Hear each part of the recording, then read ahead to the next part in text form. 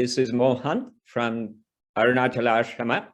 Now we will start Om Namo Bhagavate Shri Ramanaya.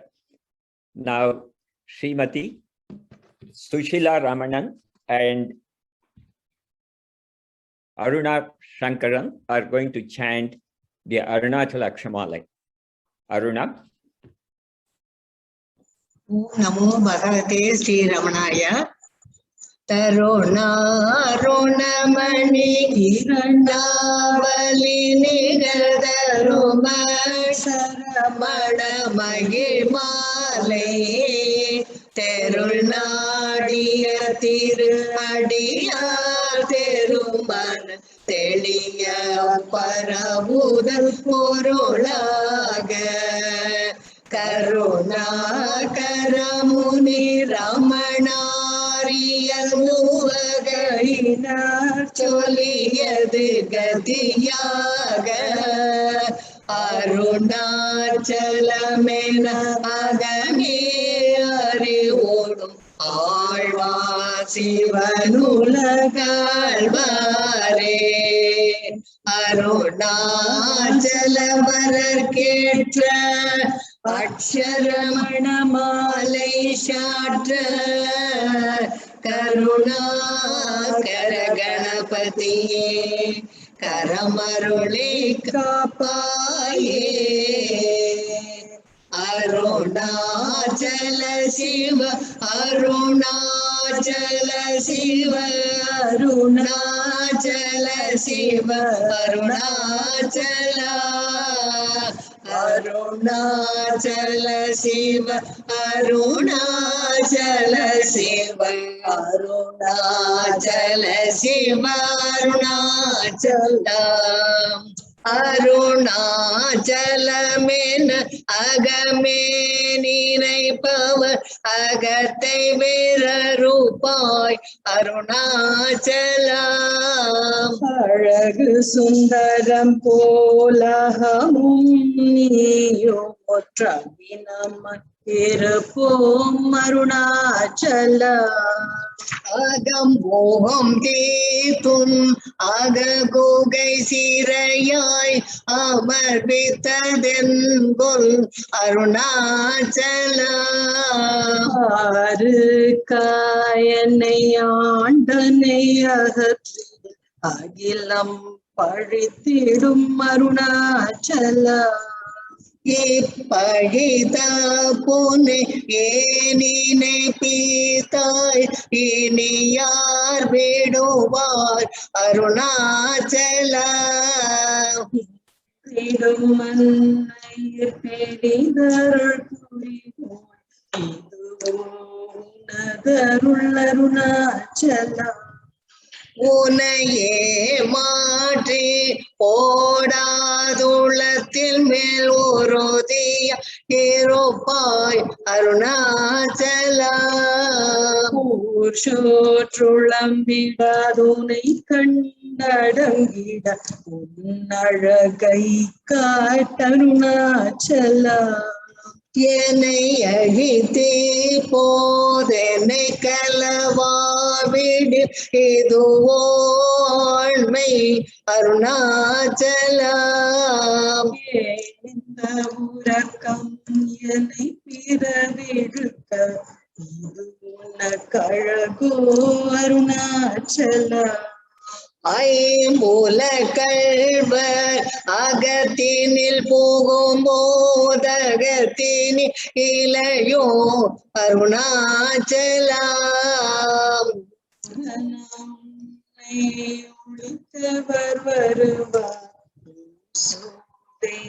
இது Arunachalam Arunachala Shiva Arunachala Shiva Arunachala Shiva Arunachalam Arunachala Shiva Arunachala Shiva Arunachala Shiva Arunachalam ஓங்கார பொருள் ஓப்புயர் பில்லோய் உனையார் அறிவார் அருணாச்சலம் அவை போல் எனக்கு உன்னருளை தந்தனை ஆளுவதும் கடன் அருணாச்சலா. கண்ணுக்கு கண்ணாய் கண்ணின்றி காணுனை காணுவ தேவர் பார் அருணாச்சலா.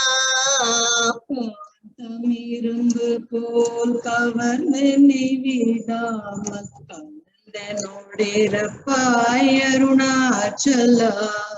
கிரி உருவாகிய கிருபை கடலே கிருபை கூந்தருளுவாய் அருணாச்சலா. மேலெங்கும் கிளரொளி மணிய கீழ்மையை பாழ்ஷி அருணாச்சலா. குற்றமுற்றரு தென்னை குணமாய் பணித்தாள் குரு உருவாயோளி அருணாச்சலா. கண்ணியர் கொடுமையில் படாதருள் கூர்ந்தனை சேர்ந்தருள் அருணாச்சலா. கெஞ்சியும் வஞ்சிய கொஞ்சமும் இறங்கிலே அஞ்சலென்றே அருணாச்சலா. கேடாதளிக்கும் கேடல் புகழை கேட செய்யாதருள் அருணாச்சலா. கையினிற் கனி உன் மெய்ரசம் கொண்டு வகை வெறி கோளாரும் அருணாச்சலா. கொடியடியரை கொல்லுனை கட்டி கொண்டெங்கன் வாழ்வேன் அருணாச்சலா.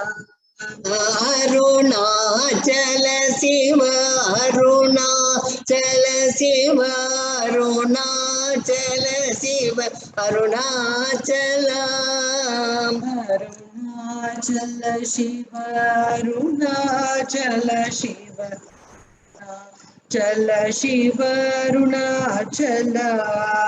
கோபமில் குணத்தோய் குறியாயனை கோள குறையன் செய்தேன் அருணாச்சலா. கௌதமர் போற்றும் கருணை மாமலையே கடை கண்ணி தாழ்வாய் அருணாச்சலா. சகலமும் விழுங்கும் கதிரொளியின மன ஜல ஜமலதி அருணாச்சலா. உன்னை சார்புணவாயால் சாந்தமாய் போவன் அருணாச்சலா. சித்தம் குளிர கதிராத்தம் வைத்த முதவாயை திராருண்மதி அருணாச்சலா. அழித்து நிர்வாணமாய் செய்தருள் சீரையழித்தருள் அருணாச்சலா. சுக கடல் பொங்க சொல்லுணர்வடங்க சும்மா பொருந்திடுங்கருணாச்சலா. செய்தென்னை சோதியாதினி அருணாச்சலா. செப்படி விதைகடி படி மய கோவி ஒருபடு விதை காட் அருணாச்சலா. நீராயுருகி கண்ணீராற்றழிவேன் அருணாச்சலா. செய்யன தள்ளி செய்வினை சுடுமல உய்வகையே தூரே அருணாச்சலா. சொல்லரனில் என்று சும்மாயிருந்தாய் அருணாச்சல சிவ அருணாச்சல சிவ அருணாச்சல சிவ அருணாச்சலா. சிவ அருணாச்சல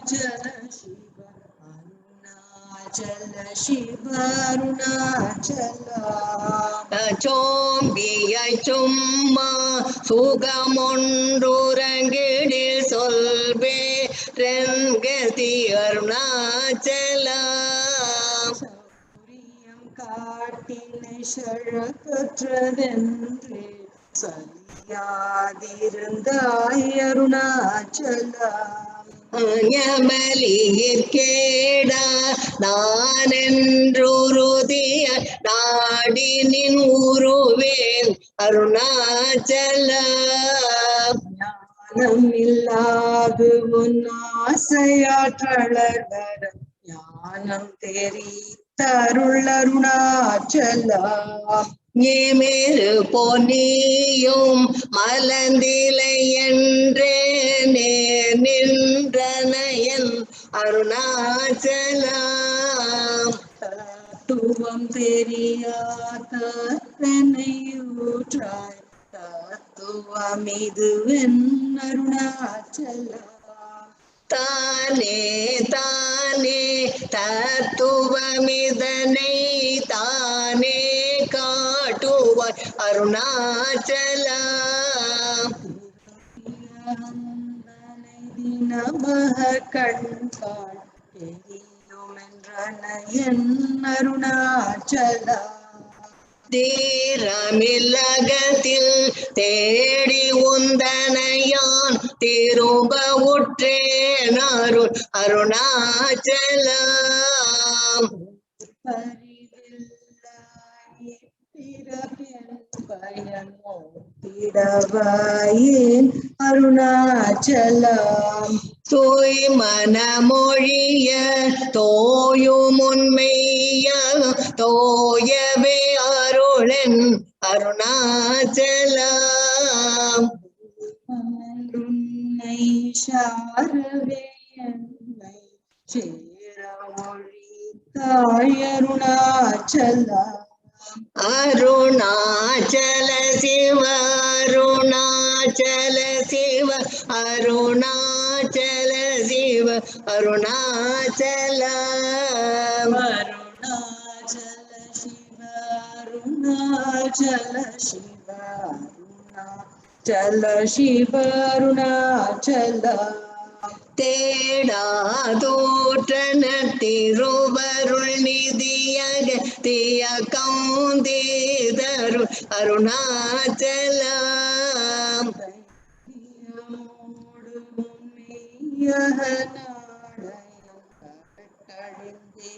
அருள் அருணாச்சலா தொட்டருட்கைமை கட்டிடாய நிலிய நட்டமாவேனரு அருணாச்சலா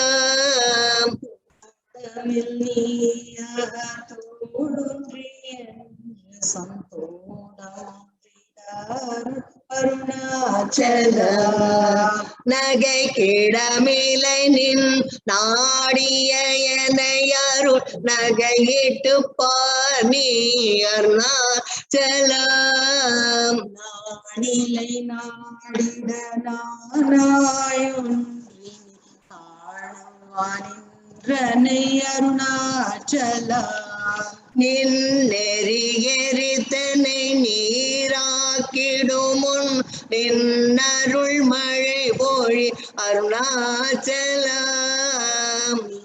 நர புலி நிதங்களி மயமா நின்றேடு நிலை அருள் அருணாச்சலா நுண்ணொரு குனையான் விண்ணொரு நன்னிட எண்ணலை ஏறுமென் அருணாச்சலா நூலறிவறியா பேதைய என்று மாலறிவருத்தருள் அருணாச்சலா நேக்கன குருகியான் போகிட உனை புக நக்கனான் நின்றனை அருணாச்சலா நேசமில் எனக்கு உன் ஆசையை காட்டி நீ மோசம் செய்யா அருள் அருணாச்சலா அருணாச்சல சிவ அருணாச்சல சிவ அருணாச்சல சிவ அருணாச்சலா அருணாச்சல சிவ அருணாச்சல சிவ அருணாச்சல சிவ அருணாச்சலம் நைந்தழிகனியா நலநிலை பதத்தில் நாடி உட்கொள் நலம் அருணாச்சலம் தீராதொந்தனை கொந்தனை கொண்டில்லை அந்தானி என கருணாச்சலம் நோக்கிய கருதிமை தாக்கிய பக்குவம் ஆக்கினி ஆடருள் அருணாச்சலம் பற்றி மாவிடங்களையூற்றிரு முனமர் பற்றிடாருள் புரி அருணாச்சலம் பார்த்தருள் மாலர பார்த்திலையனினருள் பாருணக்கா சொல்வ அருணாச்சலம் விட்டுனை நேர்ப்பித்த நாகினை அருள் தீர்த்தம் தெளி மருந்தருணாச்சலம் வீதியில் உனை சார் வீதியில் என்னை சேர் வீதி உந்தனக்கேன் அருணாச்சலம்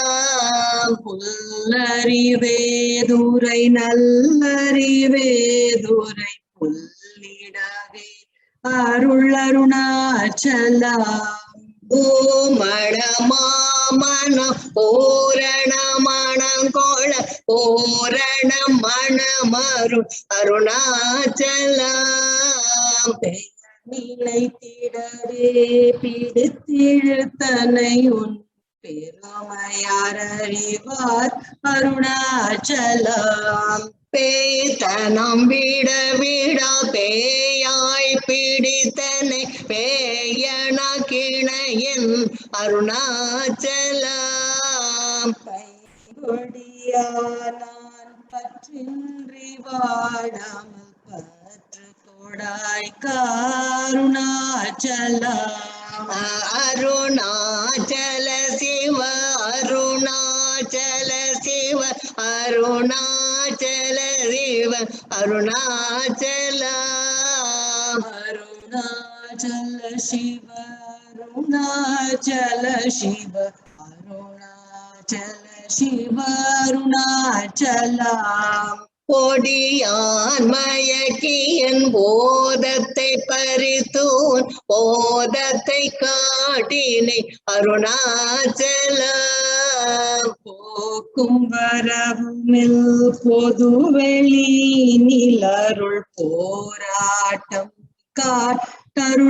காட்டருணாச்சலம் பௌதிக மாமுட பற்றற்ற நாளும் பவிசு கண்டுர வரும் அருணாச்சலம் மலை மருந்திட மலை திடவோ அருள் மலை மருந்தாயொளிர் அருணாச்சலம் மானம் கொண்டுருபவர் மானத்தை அழித்த விமானம் லாதொளிர் அருணாச்சலம்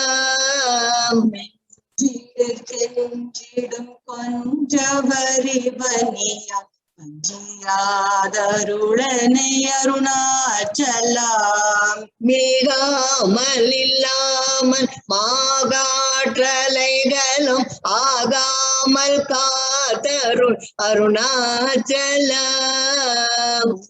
அடி காணா முடிவிடத்தனை நேர் முடிவிட கடனிலை அருணாச்சலம் மூக்கிலன் முன்காட்டு மூகுரமகாதனை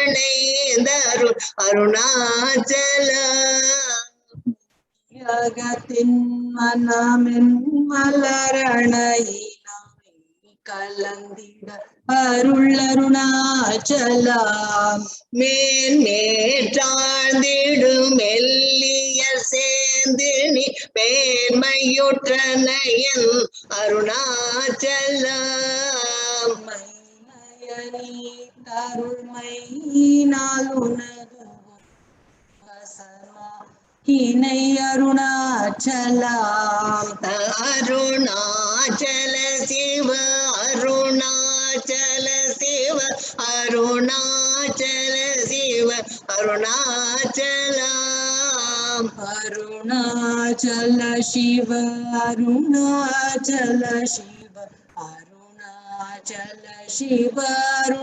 அருணாச்சலம் மொட்டையடித்தனை வேட்ட வெளியில் நீ நடமாடினயன் அருணாச்சலம் மோகம் தவிர்த்து உன் மோகம் வைத்து மோகம் தீரா என் அருணாச்சலம் மௌனியாய் கல் போல் மலராதிருந்தால் மௌனமிதாமோ அருணாச்சலம் யவனன் வாயில் மண்ணினையாட்டி என் பிழை பொழித்தருணாச்சலம் யாரும் அறியாதென் மதியினை மருட்டி எவர் கொலை கொண்ட கருணாச்சலம் ரமணன் என்றுரைத்தேன் ரோஷம் கொள்ளாதென்னை அமித்திட ஜெயவாருணாச்சலம் ராப்பகலில்லா வெறுவெளி வீட்டில் ரமித்திடுவோவா அருணாச்சலம் லட்சியம் வைத்தருளாஸ்திரம் வீட்டனை பட்சித்தாய் பிராணனுள் அருணாச்சலம் லாப நீக பர லாபமிலனையுற்று லாபமென்றோற்ற அருணாச்சலம் படி சொல்லிலை வந்தன் படியள வருந்திடும் தலை விதி அருணாச்சலம் வாவென்றகம்புக்குன் வாழ்வருளென்றே என் வாழ்விழந்தேன் அருணாச்சலம் வீட்டில் கஷ்டமாம் வித்திடாதுனை உயிர் வீட்டிட அருள் புரி அருணாச்சலம் அருணாச்சல சிவ அருணாச்சல சிவ அருணாச்சல சிவ அருணாச்சலம் அருணாச்சல சிவ அருணாச்சல சிவ அருணாச்சல சிவ அருணாச்சலம் வீடு வெட்டி துள வீடு புக்கு பையவும் வீடு காட்டினை அருணாச்சலம் செயல் வெறுத்திடாதும் வீட்டனை காருணாச்சலம் வேதாந்தத்தே வேரற விளங்கும் வேத பொருள் அருணாச்சலம் வைதலை வாழ்த்தா வைத்தருள் குடியா வைத்தனை விடாதருள் அருணாச்சலம் அம்புவிலாலிவு அன்புரு நிலனை அன்பா கரை தருள் அருணாச்சலம் அருள் கண்ணிப்பட்டேன் அருள் வலை தப்புமோ அருணாச்சலம் சிந்தி தருள் பட சிலந்தி போல் கட்டி சிறையில் உட்டுண்டனை அருணாச்சலம் நாமங்கிழன்பர்தமன் பரு கண்பனாய் அருள் அருணாச்சலம் என் போலும் தீனரை இன்புற காத்து நீ என்னாலும் வாழ்ந்தருள் அருணாச்சலம் ஒரு கண்பர்தம் என் சொற்கொள் செறியும் பொன்மொழி கொள அருள் அருணாச்சலா பொறுமயம் பூதர பொஞ்சொலை நன்சொல ஒரு தருள் ஈட்டம்பின் அருணாச்சலா மாலை அளித்தருணாச்சல ரமண மாலையணிந்தருளருணாச்சலா மாலையளித்தருணாச்சல ரமணயன் மாலையணிந்தரு அருணாச்சலா அருணாச்சல சிவ அருணாச்சல சிவ அருணாச்சல சிவ அருணாச்சலா அருணாச்சல சிவ அருணாச்சல சிவ அருணாச்சல சிவ அருணாச்சலா அருணாச்சலம் வாழி அன்பர்களும் வாழி அக்ஷரமணம் மாலை வாழி. ஓம் நமோ பகவதே ஸ்ரீரமணாய.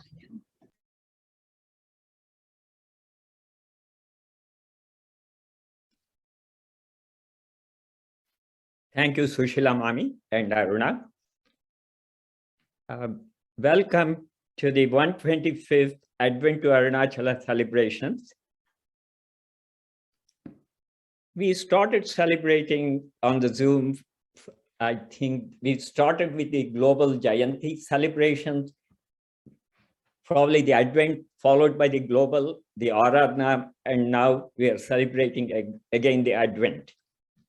It is Bhagavan's grace that we have been all able to do together with so many different satsang groups in North America, Canada, France, and the United Kingdom. We started the program from UK. It was such a wonderful one. And we will continue for the entire day, probably till 8:15 or 8:30. And there will be an address from Dr. Anand Ramanan around 7:25 p.m. Eastern Standard Time.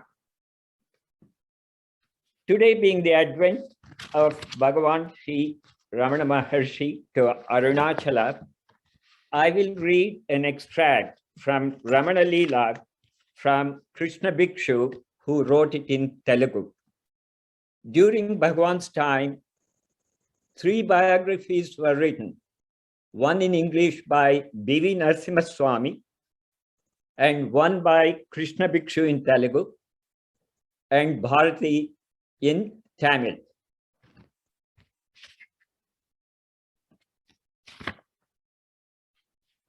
I will start from the farewell that leads Bhagavan leaving the house and his experience to reach the Arunachala. Chapter 9, Farewell. There is no time to waste. I must read the lap of the Arunagireshwara, how to do. Won't he show the way, thought Venkataramanan, and got up at once. His brother asked him where he was off to. I have a special class on electricity at 12. I have to attend it, replied Venkataramanan. The brother said, very well, there are 5 rupees in the box. In downstairs, take the keys from aunt and pay my college fee. After all, the college is close to your school. The brother was not at all aware that he was facilitating the journey of Venkataraman, who must have thought that his father was coming to his help. It also confirmed his feeling that his departure was at the command of his father. Venkataraman went down hurriedly, ate the meal served by his aunt, and took the amount as directed by his brother. How was he to know the way? He didn't feel like asking anyone, nor could anyone have guessed his plan. Years later, Bhagavan's class fellow Ranga Iyer had his darshan, prostrated before him and asked, "How is it that you didn't even tell me that you were leaving home?" The reply was, "I myself didn't know till I actually left the house."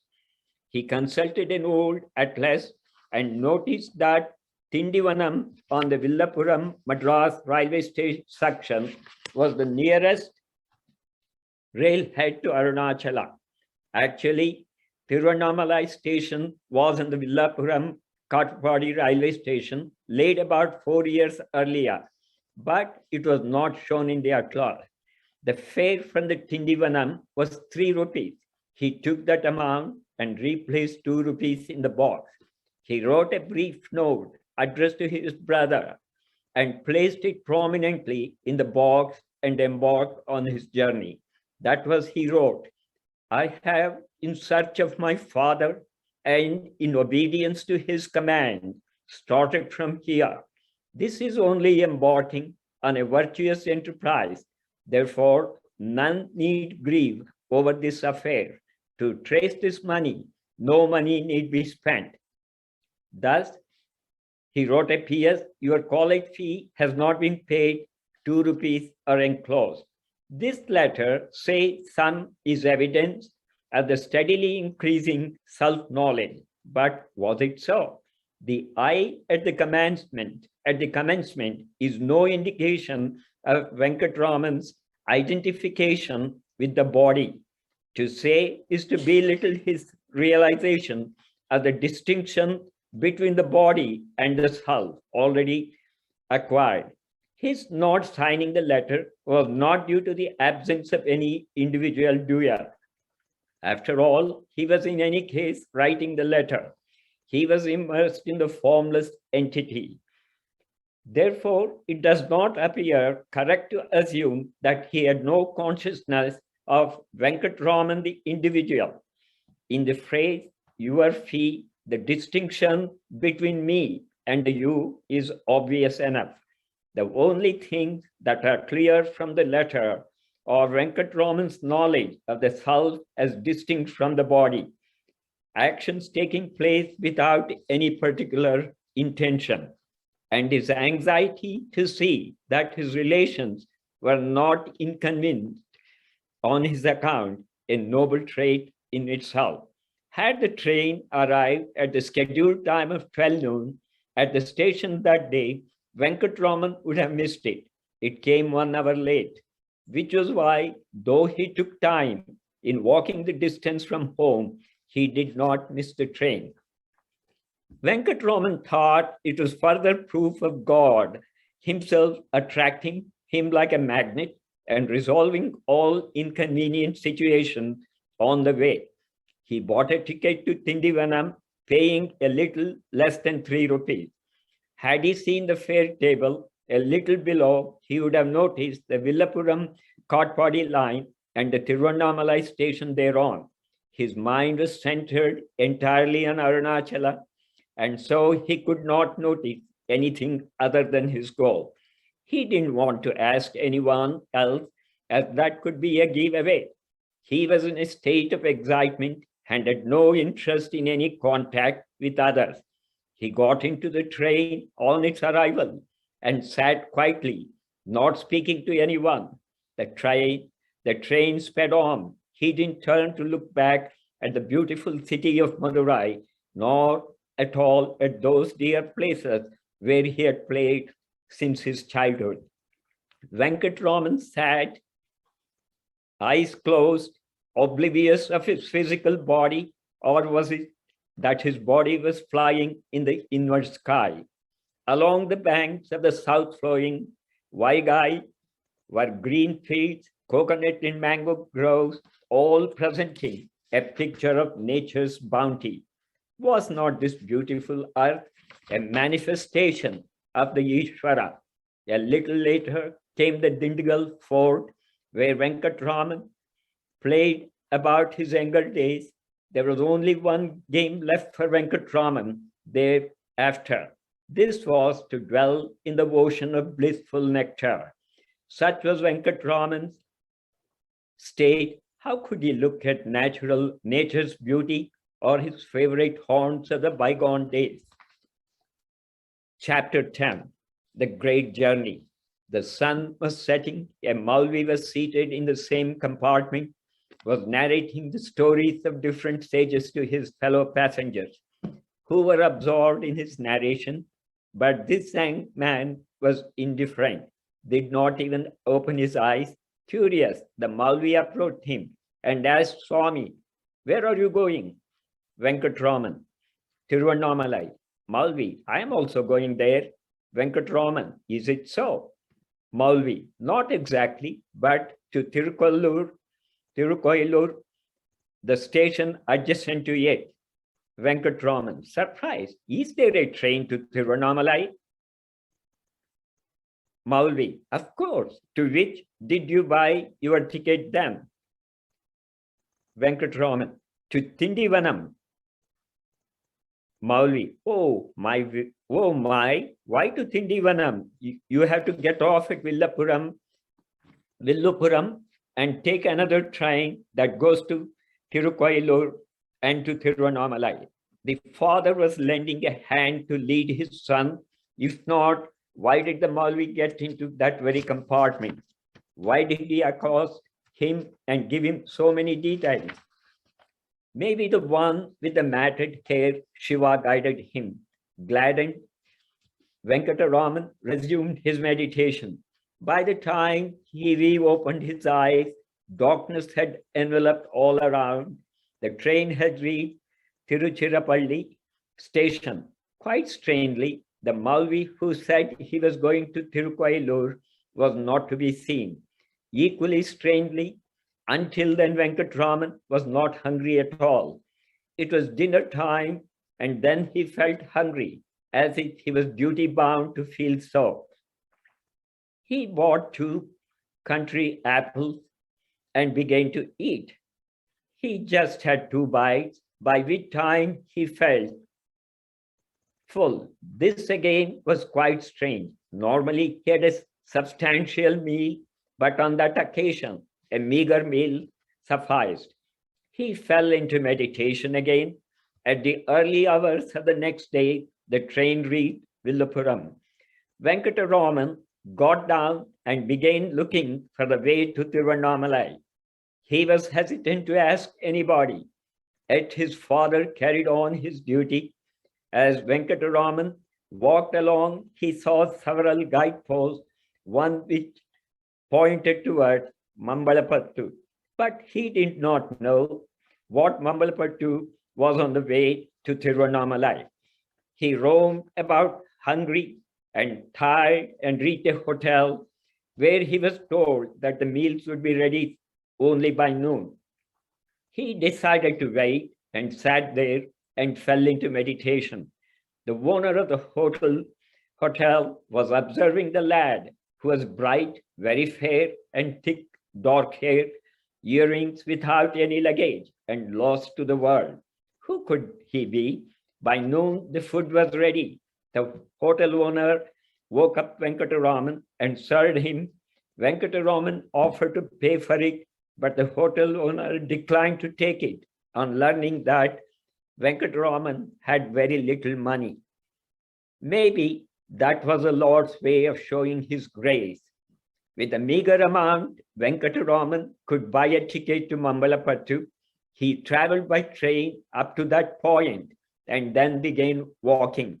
He walked on till it was quite dark. Aryanallur, also known as Shivalankapuri, is a great pilgrim center. On a small hillock near the village is situated the temple. The great poet saint Nana Sambandar sang in praise of the Atulya Natheshwar. He also consecrated an image of Arunachala there. When Sambandar sat in meditation, Arunachala appeared first as a column of light and later as an old Brahmin. But Sambandar could not recognize him and made inquiries. The visitor replied that he belonged to Arunagiri and that he visited the temple every day to collect flowers for Arunachaleshwara. Sambandar asked the Brahmin to take him also to Arunagiri, to which he agreed. On the way, the Brahmin disappeared. A band of robbers surrounded Sambandar and his retinue and robbed them of their belongings. Samantha was taken aback and prayed to the Lord, who revealed himself and told Samantha that the robbers were part of his retinue, the Ganas. He promised to take him across if Samantha stayed back as his guest for dinner, and also offered to return all the articles stolen. Normally, Samantha never ate without serving some guests, but on that occasion, himself became a guest of Ishvara. How Samantha reached Arunachala and sang in praise of Arunachala Ashrama is a different story. Tired and exhausted, Venkataraman reached the temple, only to find the doors closed. As the priest had not arrived, he waited till the priest came.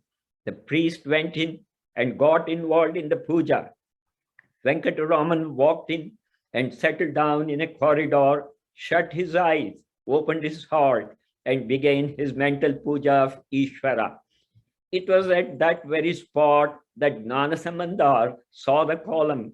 Samandar was also barely 16 when he had the same experience. All of a sudden, a bright light from a source unknown to Venkataraman enveloped him. He opened his eyes and saw nothing but bright light all around. He thought it could be the light of the deity and walked towards the sanctum sanctorum. But the time he reached it, the light vanished. The sanctum was dark. The light could not be from there. But where had it come from?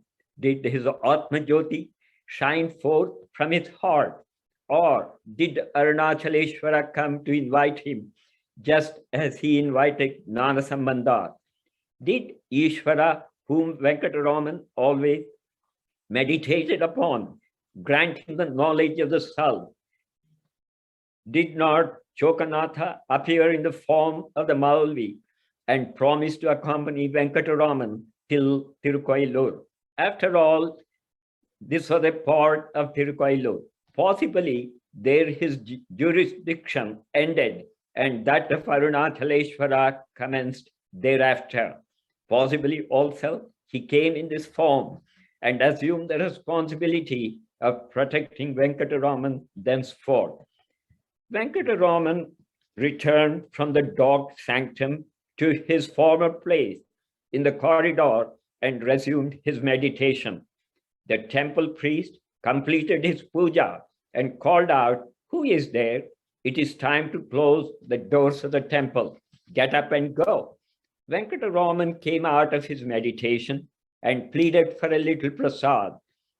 The priest said, "There is no food ready for you here. All right, at least let me rest here for this night," asked Venkataraman. The staff of the temple intervened and said, "Killur is about a mile from here. You have a Virateshwar temple there. Maybe you can get some prasad there. Come along." Venkataraman accompanied them.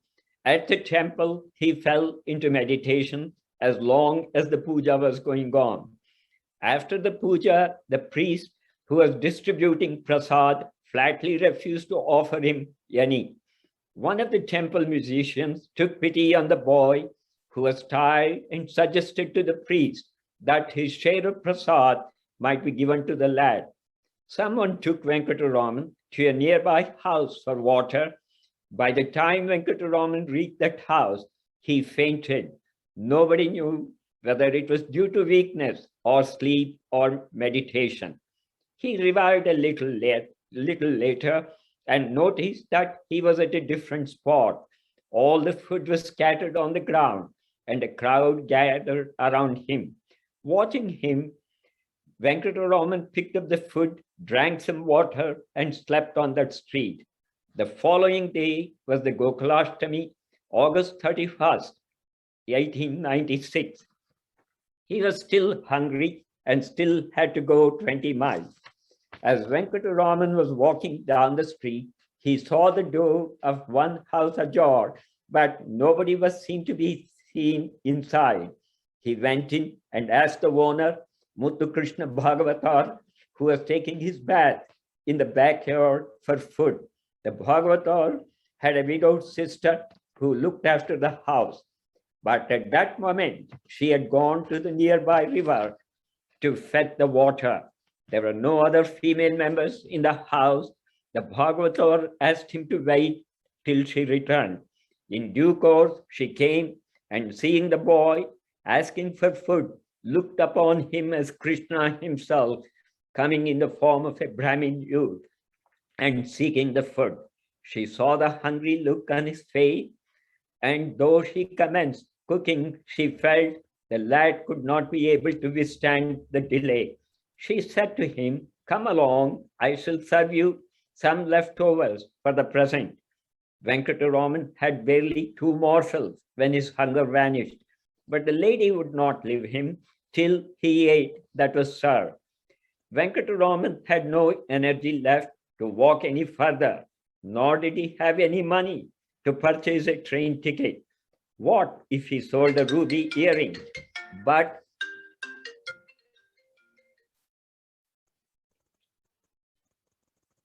come along, I shall. Venkataraman had no energy left to walk any further, nor did he have any money to purchase a train ticket.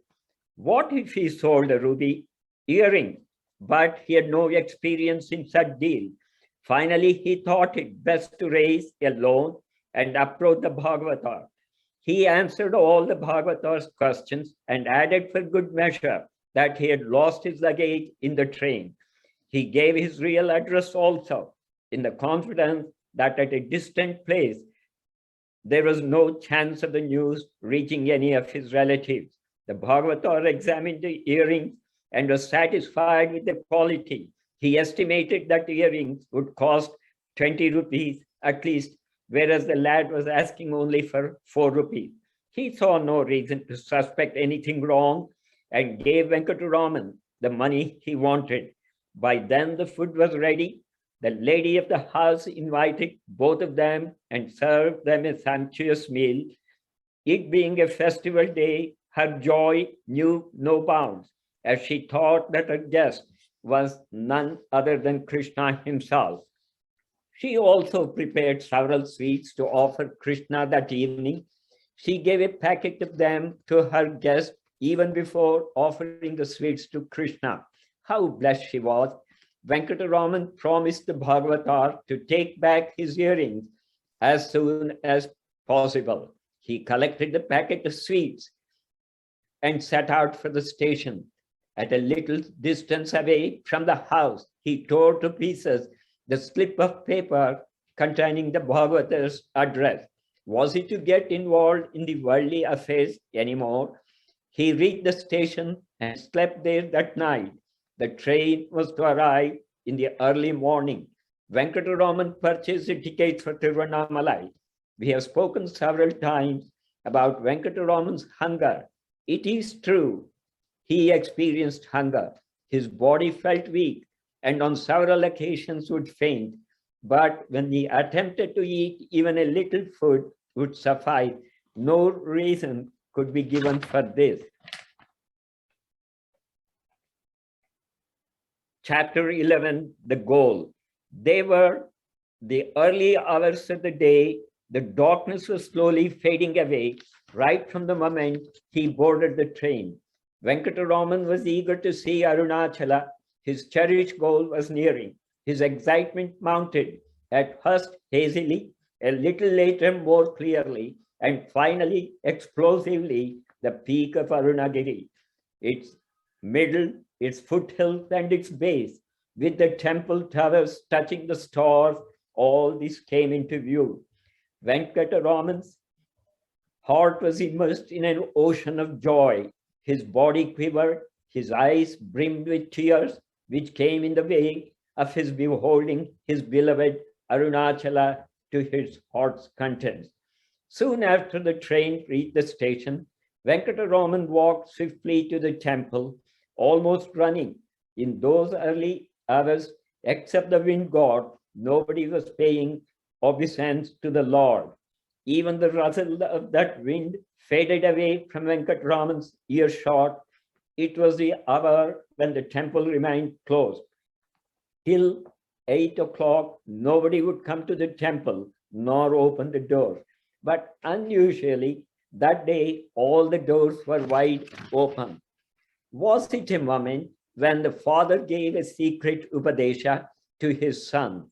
Or did he feel that the inspired son deserved nothing less than a private audience? Or did he instruct the son, you were searched for me in the depths of your heart, you shall find me.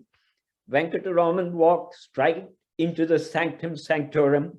Having done so, he reported to the Lord, Father, I have come according to your bidding. I offer myself to you. The emotional upsurge which flooded his heart vanished. The conflict of emotions abated. The peace reigned. That experience transcended both joy and sorrow. It would be appropriate to describe it as pleasurable. Tears flowed down his cheeks. The burning sensation had gone. There was no agony of any kind. An overwhelming happiness drowned him.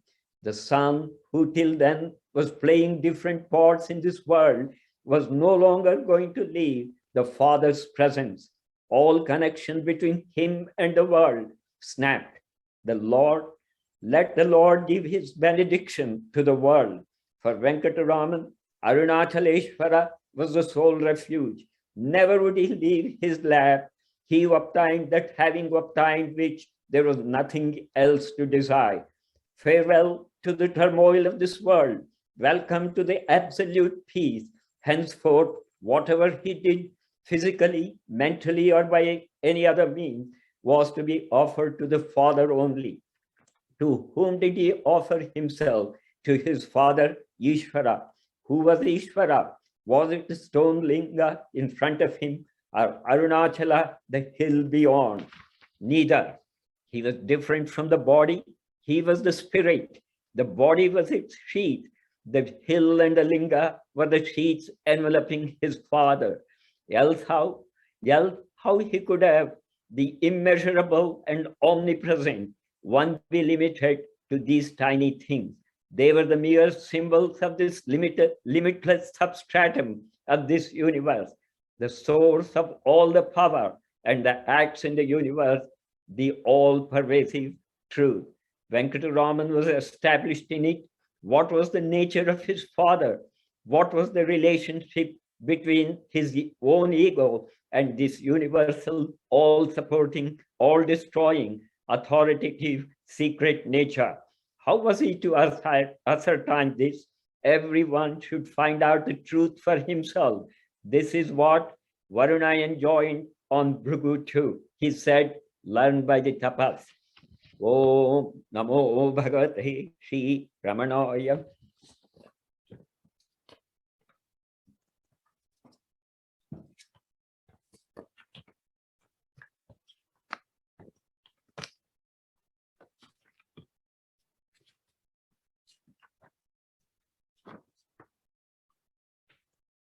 Now, Lavanya Hari and Ananya Hari are going to chant. Om Namo Bhagavate Shri Ramanaya. Umai Vanangum Muttamartham Mahakankan Tamai Niruthu Atma Vazhikapu Arunai Mamuni Ramanar Varga Karunai Katum Kanda Varga Tiramuha Guhai Tiruve Varga Uruvaru Varu Iru Sivame Varga Uru Malaradane Vondrayange Irumulai Naduvena Iruviral Valate Irpai Purite Idayam Yendre Porulad Tavam Dinamuladai Varga ஒன்றிலே அனைத்தும் ஒன்றி இன்றி பன்முக வடிவம் பற்றி கொண்டு ஓடும் எண்ணம் ஓடியாட காடும் மாறும் காவி அணிந்து போன இடத்தில் புண்ணியமில்லையே மோன உளத்தில் மோகம் மறுத்து தானே தானே தத்துவம் எனவே தானே காட்டி தந்தாய் வாழ்க மூச்சினில் கவனம் மூற்றும் வைத்து பேச்சில் ஆசை பற்றாதிருந்து புத்தர் கூறிய புது வழி அதனை பக்தர் யாவரும் பயில எளிதில் நானாரென்றே நல்கி இங்கே தானாம் தன்னை காட்டி எந்தை ரமணர் எனும் மொழி வடிவில் தந்தாய வழி தகமை வாழ்க வந்த வினையும் வந்து போக தந்த கண்மம் தாமே போகும் சிந்தை தன்னை ஜீவன் தன்னில் எந்த நேரமும் எளிதாயிருப்பில் தந்த மோன தத்துவன் வாழ்க தாயை ஊய்க்க தன் கை கொண்டு மாயை நீத்து மௌனம் தந்து முன்வினை அனைத்தும் முற்றிலும் அகற்றி பின்வினையவையும் பற்றா வண்ணம் முக்தி அழைத்து ஒன்றாய் கூட்டி சித்தி அருளிய குஹனே வாழ்க முன்னாள் தந்தைக்கு முக்தியின் வடிவம்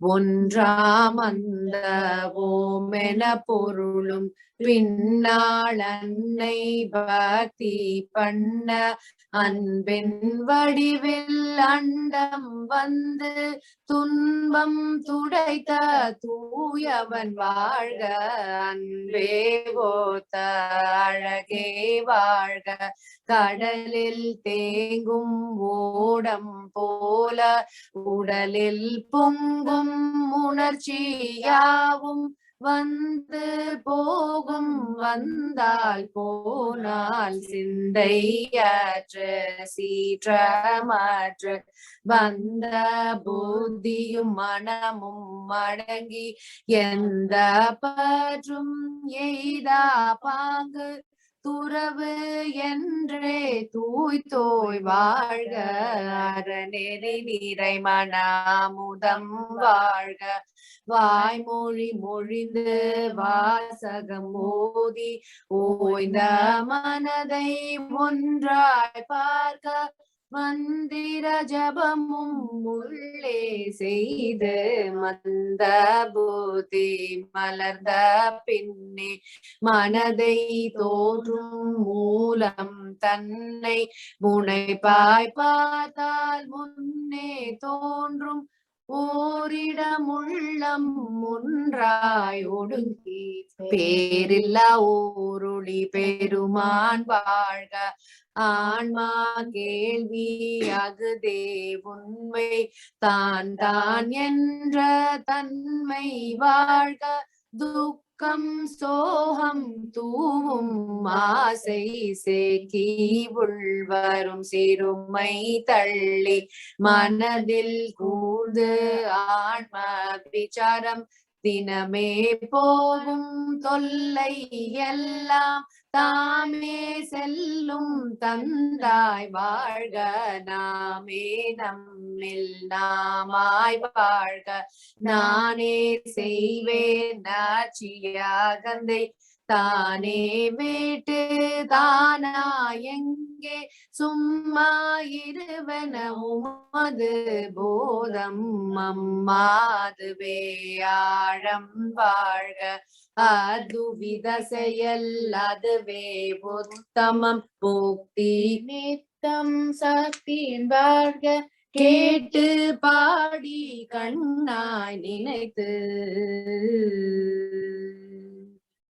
தோட்டு திருவடி துதித்து தொழுது நட்புற நடந்து நன்றே செய்து ஏட்டு பக்தி என்கிற வழியில் உன்னில் உள்ள உண்மை உணர ஆன்மா பக்தி அகத்தில் தேடு நவமே பக்தி கண்மம் நியாயம் தவமே தன்னில் தினமும் வாழ்க வருவது அதுவே வரட்டும் போவது சருகாய் போகும் அதுவே சரணம் கருமம் தானாய் அருளால் நடக்கும் பொறுமை என்றாய் குருவே வாழ்க பக்தரின் பக்தராய் உனது பக்தரின் பக்கமே பணிவிடை பக்தி பாங்கில் சுத்த சேவை செய்யும் உறுதி நித்தம் எனக்கு நன்கு சொல்ல பித்தம் தவிர்க்கும் மூத்தனை வாழ்க அத்தம் அனைவரும் வாழ்க பேய அகந்தை பெரிதாய் நின்றால் மாய மனது மறைத்து நிற்கும் காயம் வளரும் காமம் கூடும் நாயாய் செல்லும் நயந்த மனதை சேயாயம்மை சேவே தருளி தாயாய் வந்த தலைவா வாழ்க குற்றம் யாவும் சூற்றிருப்பின் குற்றம் காணா காரியம் பணிந்தாய் மாற்ற மாற்று மரபாகவன் போற்றி புரித்தால் புகழே வாழ்க பக்தர் துன்பம் பார்த்து அறுப்பாய் முக்தி தரு பெரு சக்தி வாழ்க பக்தி யோதிய பாங்கும் வாழ்க நித்தம் காக்கும் நின்னருள் வாழ்க வாழ்க கந்த சக்தி வாழ்க வாழ்க ரமண பகவான் வாழ்க வாழ்க வாழ்க ரமண பகவான் சூரிய ஒளியாய் சூத்த ஆத்மா பாரில் வாழும் பரமே வாழ்க வாழ்க வாழ்க அன்பே வாழ்க வாழ்க வாழ்க மௌனம் வாழ்க அன்பர் வாழ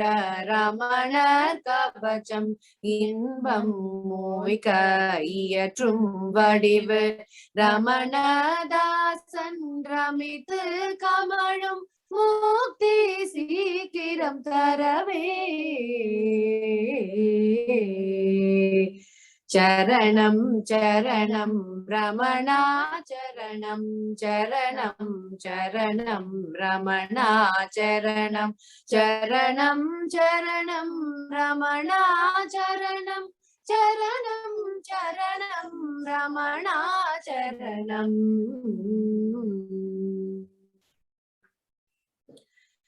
ஓம் நமோ பகவதே ஸ்ரீ ரமணாய.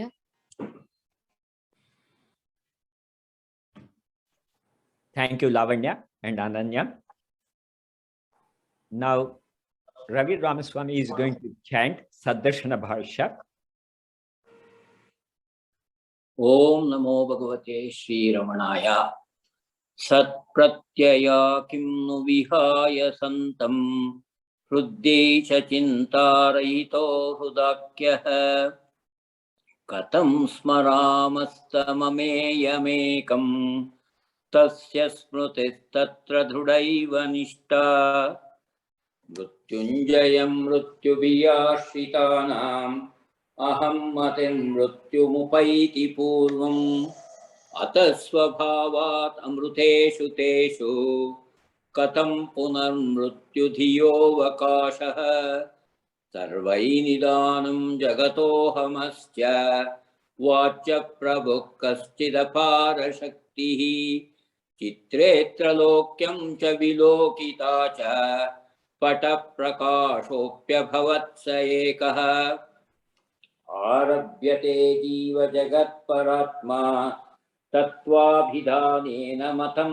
समस्तम् इदं त्रयं यावदहं मतिः स्यात् सर्वोत्तमाहं मतिशून्यनिष्ठा सत्यं मृषा वा चिदिदं जडं वा दुःखं सुखं वेति मुदा विवादः अदृष्टलोकानिरहं प्रतीतिः निष्ठा विकल्पा परमाखिलेष्टा स्वरूपबुद्धिर्जगदीश्वरे च स्वरूपधीरात्मनि यावदस्ति अरूप आत्मा यदि क प्रपश्येत् सा दृष्टिरेका नवधिर्हि पूर्णा यत्पञ्चकोशात्मकमस्ति देहं तदन्तरा किं भुवनं चकास्ति देहं विना पञ्चविधं तदेतत् पश्यन्ति के वा भुवनं भणन्तो शब्दादिरूपं भुवनं समस्तं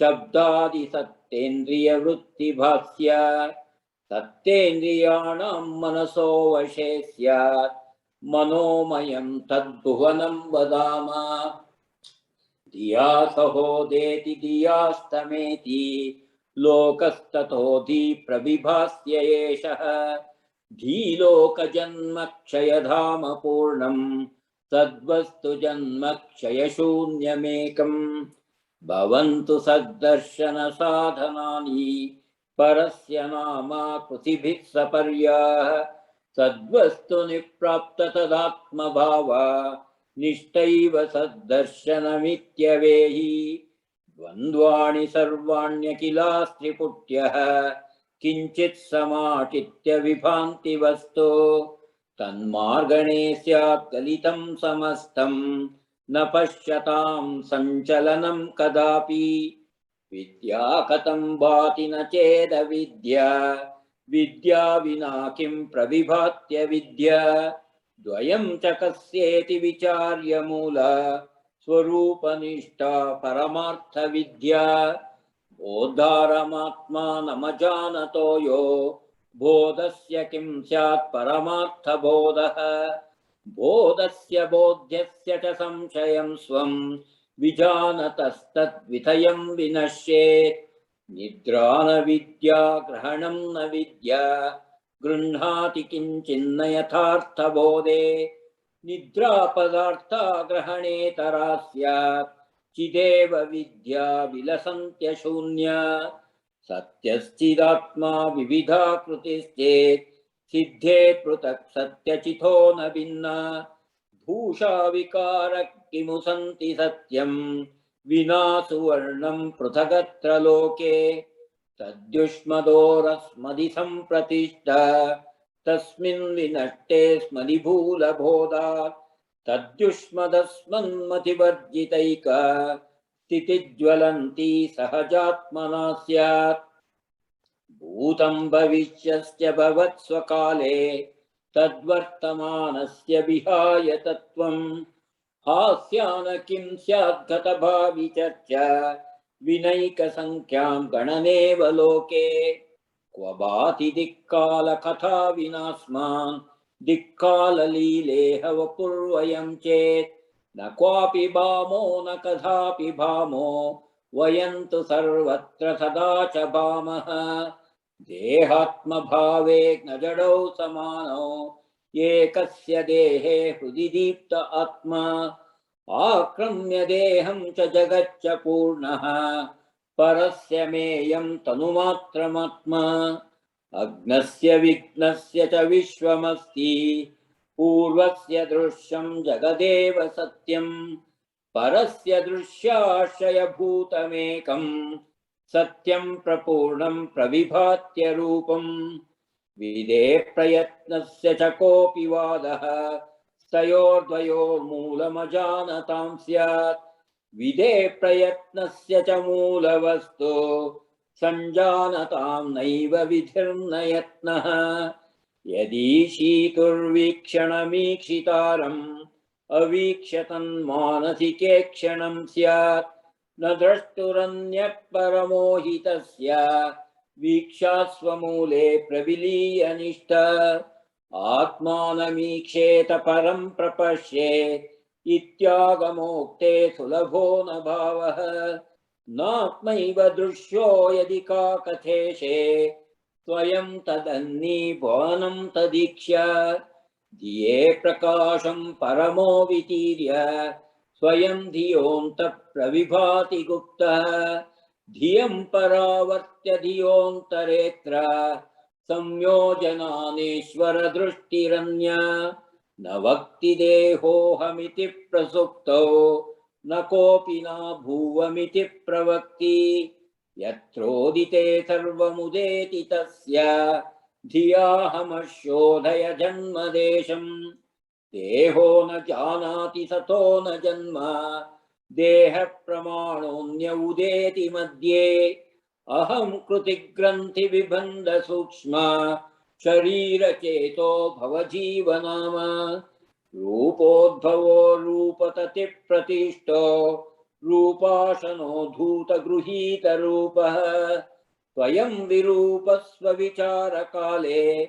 दावत्यहंकार पिशाच एषः भावेऽहमः सर्वमिदं विभाति लयेऽहमो नैव विभाति किञ्चित् तस्मादहं रूपमिदं समस्तं तन्मार्गणं सर्वजयाय मार्गः सत्यास्तितिर्नाहमुदेति यत्र तच्चोदयस्थानगवेषणेन विना न नश्येद्यदि तन्न नश्येत् स्वात्मैकरूपा कथमस्तु निष्ठा कूपे यथा गाढजले यतथान्तः निमज्य बुद्ध्या शिथया नितान्तं प्राणं च वाचं च नियम्य चिन्वन् विन्दे निजाहं कृतिमूलरूपम् मौनेन मज्जन्मनसा स्वमूल चर्चैव सत्यात्मविचारणं स्यात्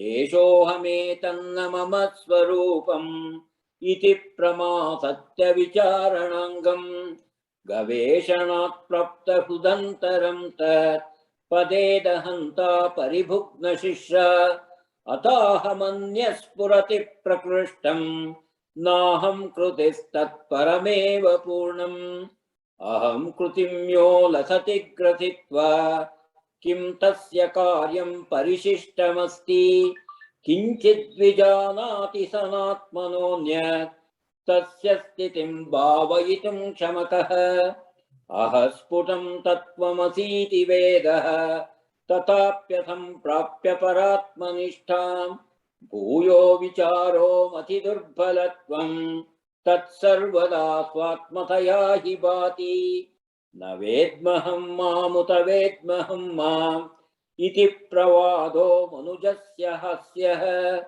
दृग्दृश्यभेदात् किमयं द्विदात्मा स्वात्मैकतायां हि धियां न भेदाः हृत्प्राप्य सद्धाम निजस्वरूपे स्वभावसिद्धेनुपलभ्य निष्ठां मायाविलासः सदसत्स्वरूपः विरूपनानैकमुखप्रवादाः सिद्धस्य वित्तिः सत एव सिद्धिः स्वप्नोपमानः खलु सिद्धयोऽन्याः स्वप्नप्रबुद्धस्य कथं न सत्यः सतस्थितः किं पुनरेति मायां सोऽहं विचारे वपुरात्मभावे साहाय्यकारी परमार्गणस्य स्वात्मैक्यसिद्धौ स पुनर्निरर्थो यथा नरत्वप्रमिथिर्नरस्य द्वैतं विचारे परमार्थबोधेत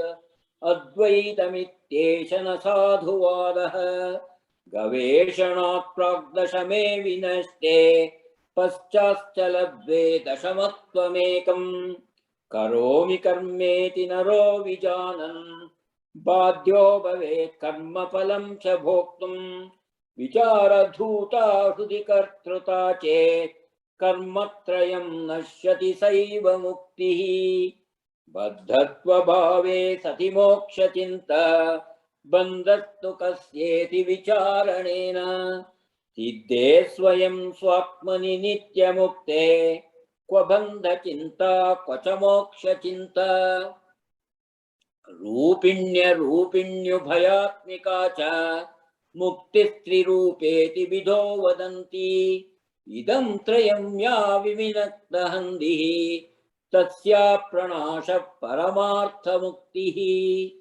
सद्दर्शनं द्राविडवाङ्निबद्धं महर्षिणा श्रीरमणेन शुद्धं प्रबन्धमुत्कृष्टममर्त्यवाण्याम् अनूद्य वासिष्ठमुनिर्व्यतानि सत्तत्त्वसारं सरलं दधाना मुमुक्षुलोकाय मुदं ददाना अमानुष श्रीरमणीयवाणी मयूखभित्तिर्मुनिवाग्विभाति। ओम नमो भगवते श्रीरमणाय। Thank you, Ravi. Now, Maitreyi and Gayatri are going to chant now.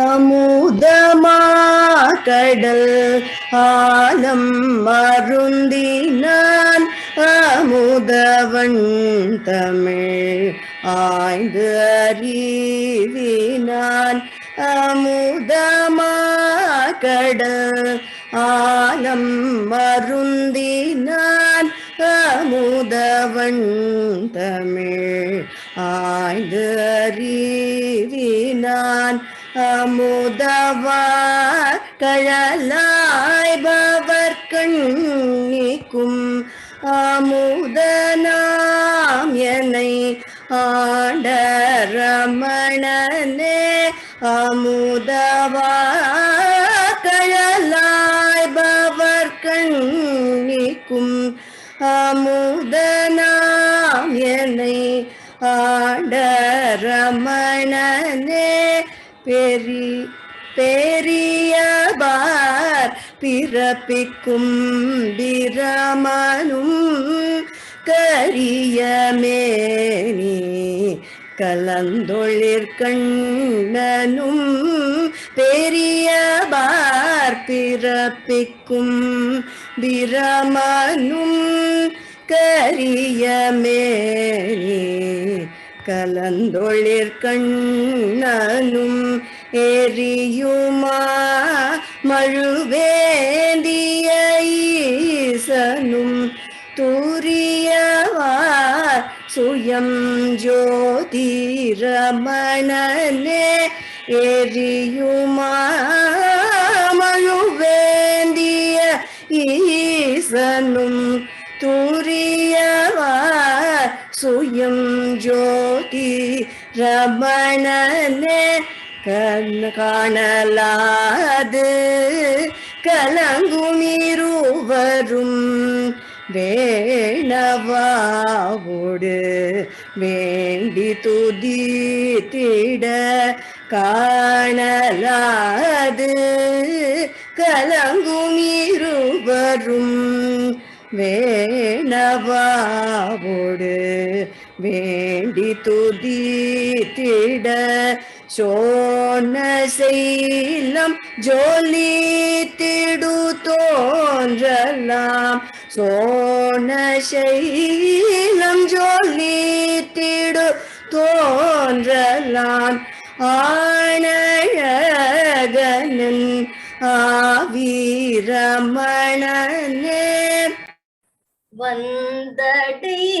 வந்தடைந்தவர் வல்வினை மாசரையந்த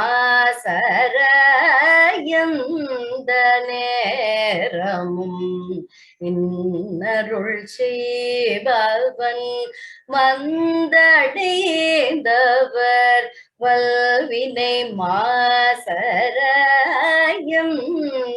நேரமும் இன்னருள் செய்பவன் அந்தகார அவிச்சை அவிர் தொழிற் அந்தகார அவிச்சை அவிர் தொழிற் சுந்தரானன ஜோதி ரமணனே பாதமே தோழும் பத்திமையோர்களுக்கு ஏதம் மாற்றிட இன்பமளி பவன் பாதமே தோழும் பத்திமையோர்களுக்கு ஏதம் மாற்றிட இன்பமளி பவன் வேதமாமுடி மீது விளங்குச்சின் வேதமாமுடி மீது விளங்குச்சின் மோதனின் மலமூர்த்தி ரமணனே சேயின் நன்போடு சேவடி சேர்ந்திட தாயினும் மிக தன்னழி செய்பவன் சேயின் நன்போடு சேவடி சேர்ந்திட தாயினும் மிக தன்னழி செய்பவன் நாயினும் கடையேனது நச்சுள்டம் நாயினும் கடையேனது நச்சுள்டம் கோயிலா குடி கொண்ட ரமணனே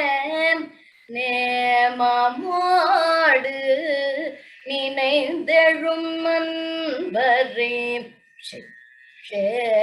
சேமமோற்ற சிவத்தொடு சேர்பவன் நேமமோடு நினைந்தெழும் அன்பரே சேமமோற்ற சிவத்தொடு சேர்ப்பவன் சாபமோடன் சழக்குடை புன் சொல்லும் வாமமார்பில் பயபூரமணனே சாமமோடன் சழக்குடை புன் சொல்லும் மாமமார்பில் பயபூரமணனே மாமமார்பில் பயக்கூரமணனே ஜோதி ரமணனே மூர்த்தி ரமணனே ஜோதி ரமணனே மூர்த்தி ரமணனே. ஓம் நமோ பகவதே ஸ்ரீ ரமணாய.